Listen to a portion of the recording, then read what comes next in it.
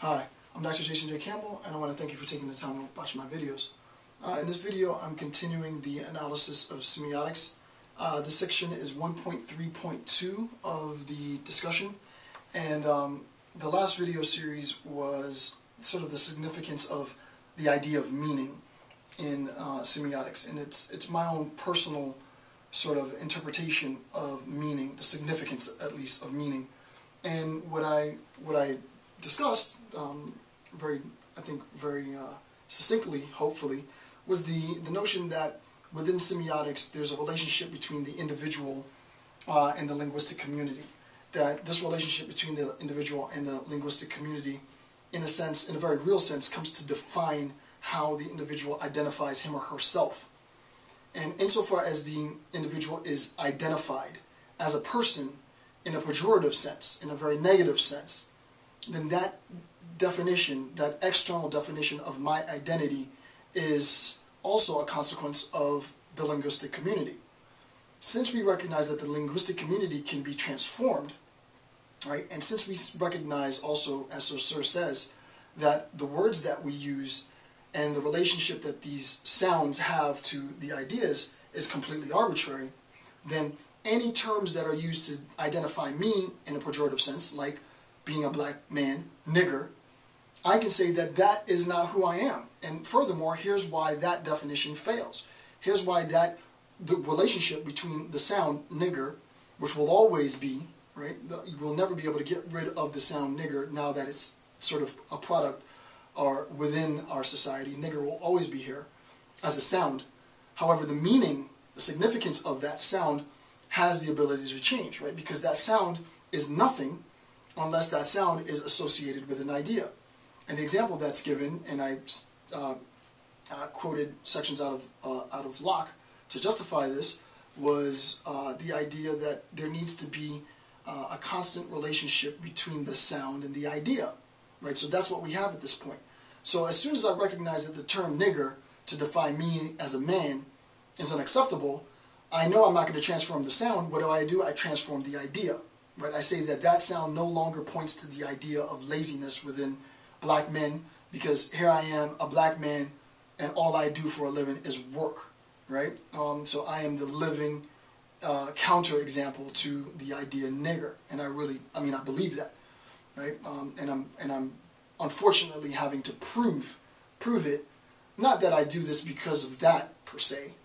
That might have been a Freudian slip, but in a sense, it's emblematic of, it's a sort of a lived demonstration that is not how, that term is not how you identify me as an individual, right? And then I went into sort of how this is done on a social level, and we talked a little bit, very briefly, about Foucault's role and the fact that the DSM, the manual that psychologists use to aid in diagnosing any myriad problems and pathologies, that homosexuality was a pathology at one point, but we recognize that it's socially constructed. The pathology of homosexuality is socially constructive. Hindsight is 20/20, and now it no longer is a pathology.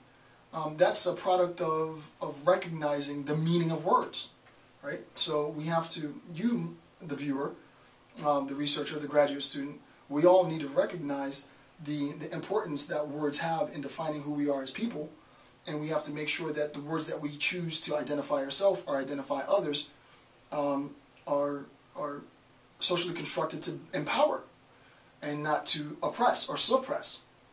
And on the very bad end, what can be done, and I didn't go into this at all, but I just sort of hinted or intimated towards the concept, is that language can be used as a form of control.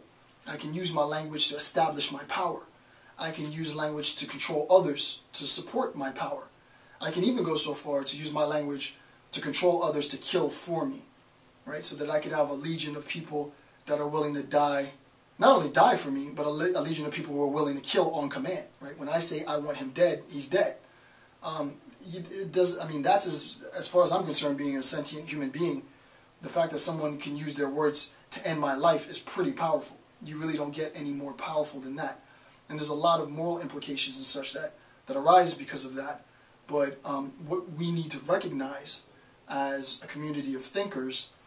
And I don't really, I'm sort of past the whole YouTube thing, right? This is, I really do view you, the viewer, especially if you're now, we're like 4 hours, 5 hours deep into the lecture.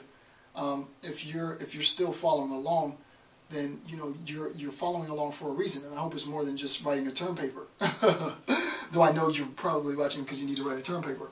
But if you're still following along, then you need to recognize that if you attain that sort of understanding, if you become the professor, if you become the graduate student, if you know what I'm saying and you recognize the significance that Saussure's Semiotics has to transforming how we live and transforming how we identify ourselves and others within society, I would say you've just got an obligation, right? And your obligation is to make the world a better place, right? If this is just something that okay, now I chalk it up with the other theories that I know, that's not the point of me lecturing, right? The point of me lecturing is not simply to make you smarter. It's not simply to sort of introduce you to really complicated ideas.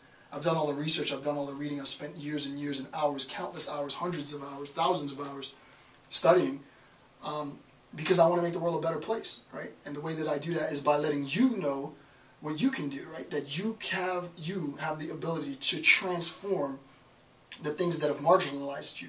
You have the ability, you have the power, you have the cognitive dissonance to be able to discern more than you think, more than you've been led to believe. All you need is someone who knows the material and can point you in the right direction, and that's where I come in. So on that account of meaning, what we're going to do and what I'm going to do in this video, in this next installment, and this really becomes the crux. I've been waiting a while to finally get to this point, is now I'm going to tell you what the sign is, right? Because up until now, I've been giving you the conditions of the possibilities of the sign. We know one of the conditions for the possibility is a linguistic community. We know that there has to be some sound. We know that there has to be an idea. We know that there has to be a relationship between the sound and the idea. We know that the linguist is going to use language as the object of study. We know that with respect to the term new, we can analyze it etymologically. We know we can analyze it sort of conceptually. We know that we can analyze it auditorially. We recognize that with respect to tagmemic roles, that the tag meme is going to be used to define the basic component of the language, but that component of language as such, as a structure, there is no way to define that, right? We know that from Saussure. We also know that up until this point that based on our understanding of this, and right now it's just cursory, in this, once I start, it's going to get deep. Based on this cursory understanding, we recognize that we can now make distinctions between sense and nonsense, right? I am making sense when I say that ball is red because the words and the sound vibrations, the ball is red, is connected to the concept of a red ball in my mind. We recognize that our language, as according to Saussure, is nothing more than a vehicle for conveying thought. And once we are able, if we are able to ever convey thought independent to language, then we might evolve to a higher state of being, right? We might be able to more readily communicate thought without sort of this tedious, I've been doing this lecture now for hours, right? It requires me, the thought that I have in my head of communicating semiotics to you, requires me to physically, as a being, take hours to discuss this. What I'm going to do in this section now that we have all that, which is already, we're way past surface level. We're sort of like intermediate. Now we're going to get a lot deeper, because it's at this point that we will come to have an understanding of the sign. What the sign is, what the component parts of the sign are. There are many, many different ways that the sign is articulated, all of which get confusing. It took me a number of months when I first began to make sense of everybody's interpretations. And what I've done in this, what I'm going to do in this lecture, is I'm going to show you all of the different sort of instantiations of sign and show you that they're all the same, right? Because one form, one instantiation is no different from another. It's just word selection that changes, and that will help you clarify any conceptual confusion. So this particular section of the series is a very, very important section, and it's section 1.3.2.